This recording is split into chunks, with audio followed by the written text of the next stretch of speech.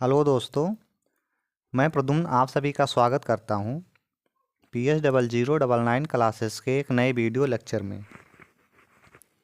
पिछले video lecture में हम लोगों ने देख लिया था मैथ के प्रीवियस ईयर क्वेश्चन पेपर में 15 और 16 के बहुविकल्पीय प्रश्नों को। आज हम लोग उसी के आगे देखने वाले हैं previous year question paper 2016 second और 17 के बहुविकल्पीय प्रश्नों को।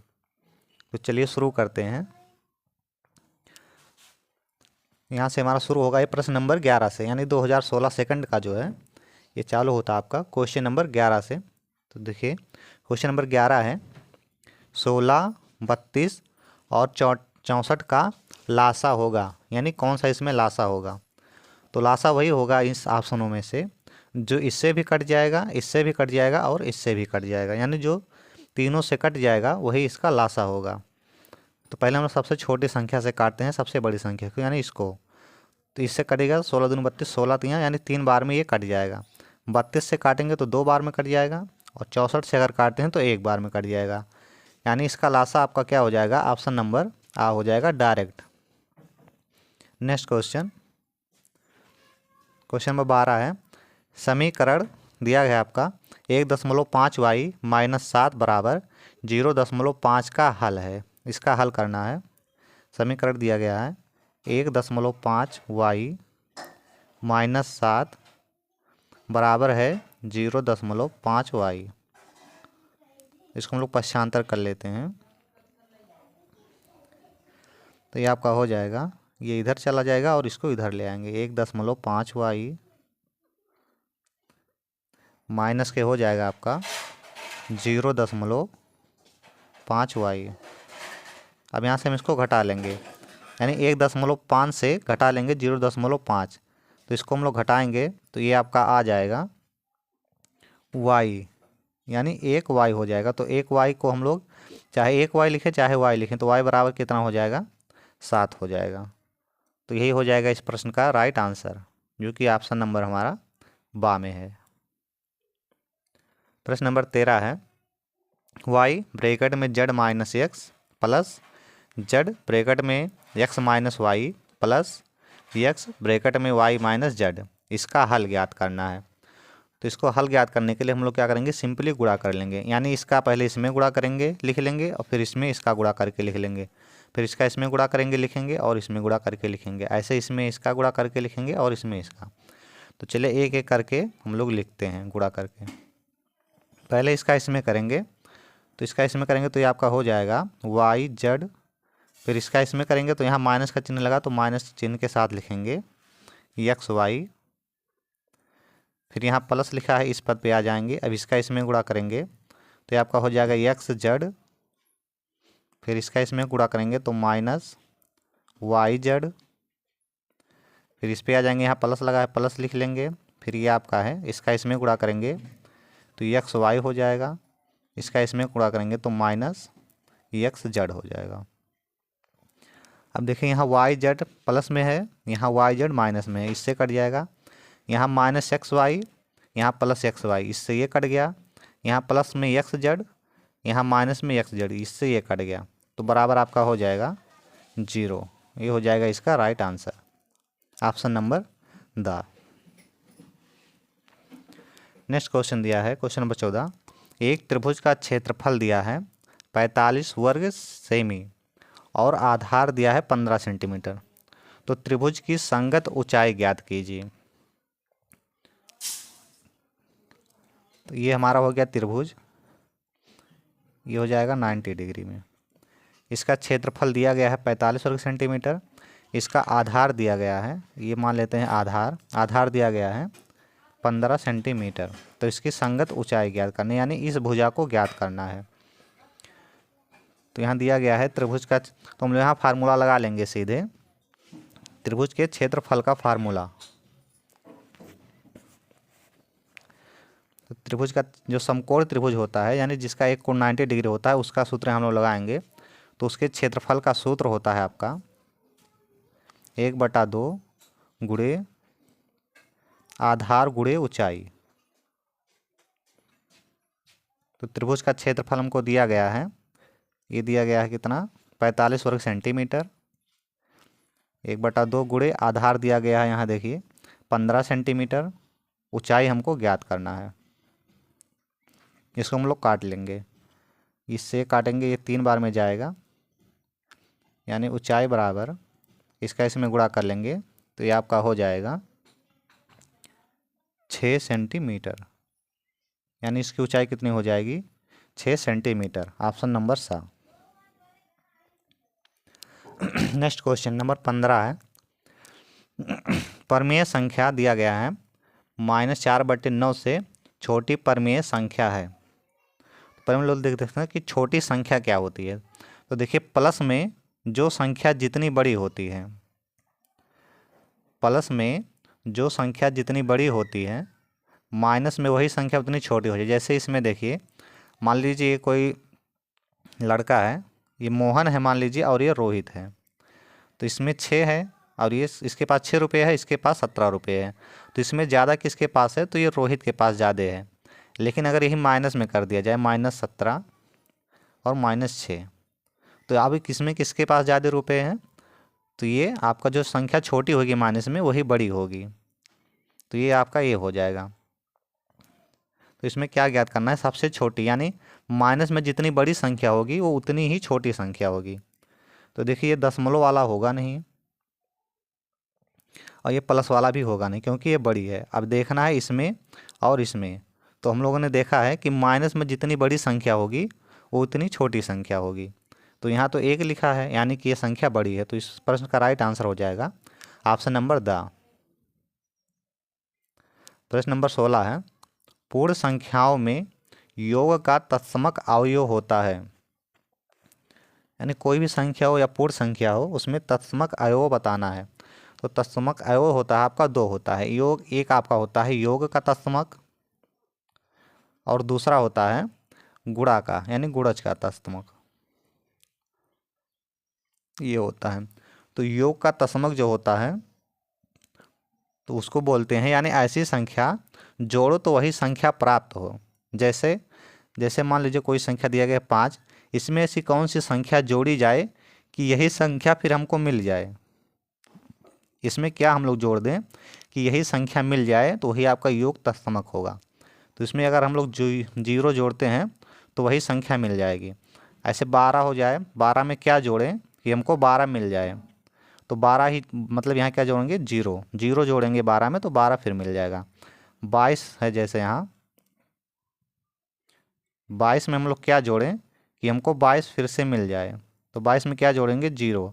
तो यानी योग का तत्समक क्या होता है आपका? 0 होता है। और गुणज में क्या होता है? गुणज में भी सेम होता है कि कौन सी संख्या से गुणा करें कि हमको वही संख्या मिल जाए। जैसे यहाँ 2 लिखा है, अब इसमें किस संख्या का गुणा करें हम लोग कि फिर से हमको 2 मिल जाए। यहाँ 6 लिखा है, किस संख्या का गुणा करें कि हमको 6 मिल जाए। तो ये आपका होता है 1। कोई भी संख्या होगी, जैसे यहाँ 18 हम लोग लिख लेते हैं, तो 18 में किस संख्या का गुणा करें कि 18 हमको मिल जाए, तो संख्या आपकी होगी 1। यानी जो गुणज का तत्समक होता है वो आपका 1 होता है और योग का तत्समक आपका होता है 0। तो इस प्रश्न का राइट आंसर हो जाएगा आपका ऑप्शन नंबर आ। नेक्स्ट है प्रश्न नंबर 17।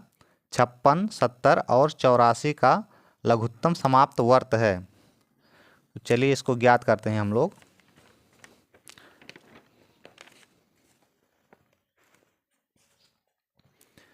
यहाँ लिख लेते हैं हम लोग 56, 70 और 84।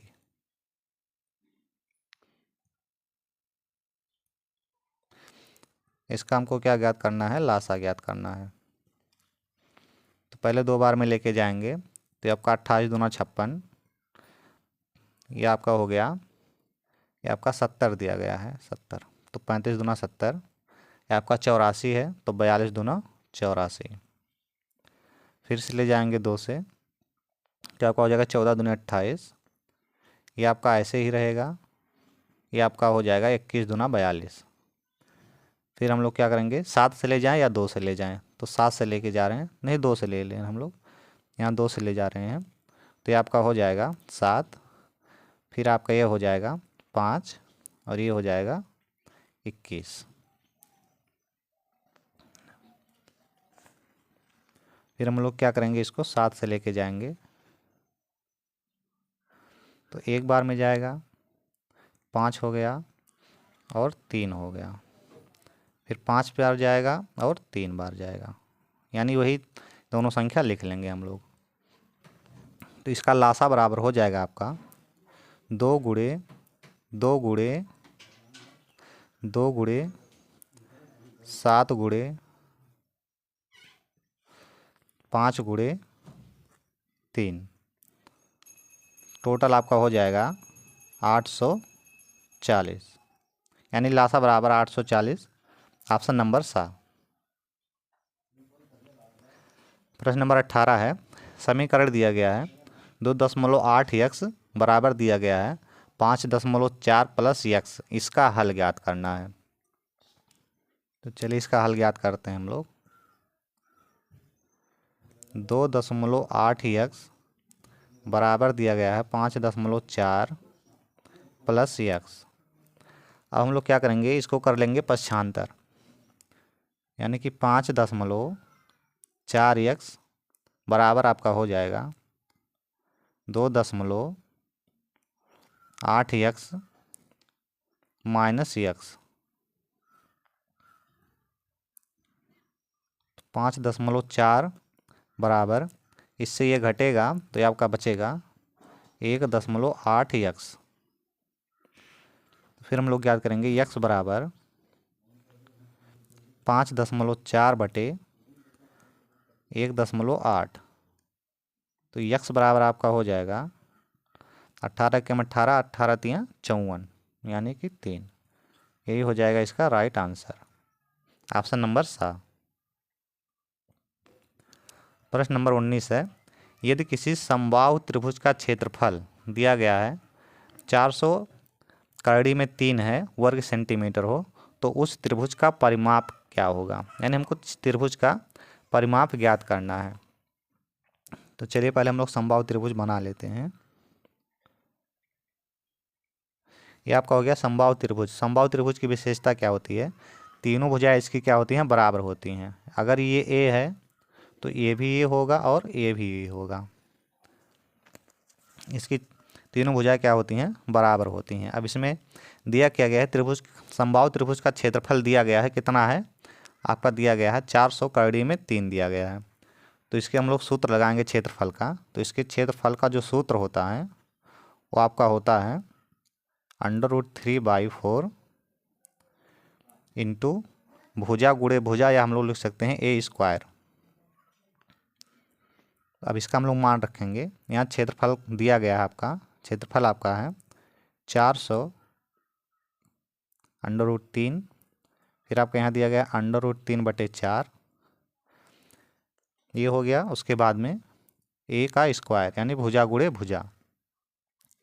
अब यहाँ से देखिए ये अंडर जो है इससे अंडर आपका कट जाएगा, तो इधर बचेगा क्या, इसको हम लोग तोड़ के लिख लेते हैं। ये हो जाएगा आपका 4 गुणे 10 गुणे 10, और यहाँ बटे में 4 है तो इसको भी लिख लेंगे गुणे 4। ये बराबर हो जाएगा आपका a² का। तो इसको हम लोग इस तरह से, इस पूरे को इस तरह से लिख सकते हैं। इसको यहाँ से अंडर हटा लेंगे तो ये पूरे पे हो जाएगा अंडर, यानी कि 4 गुणे 10 गुणे 10 गुणे 4 बराबर a। तो a बराबर आपका हो जाएगा, यानी कि a बराबर हो जाएगा हमारा, यहाँ से ये जब अंडर हटेगा तो एक ये गायब हो जाएगा और एक ये हट जाएगा, तो ये आपका हो जाएगा 10 गुणे 4, तो a बराबर हो जाएगा 40।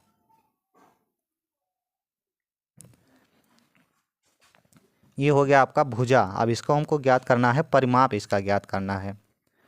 तो परिमाप बराबर हो जाएगा आपका, इसका परिमाप बराबर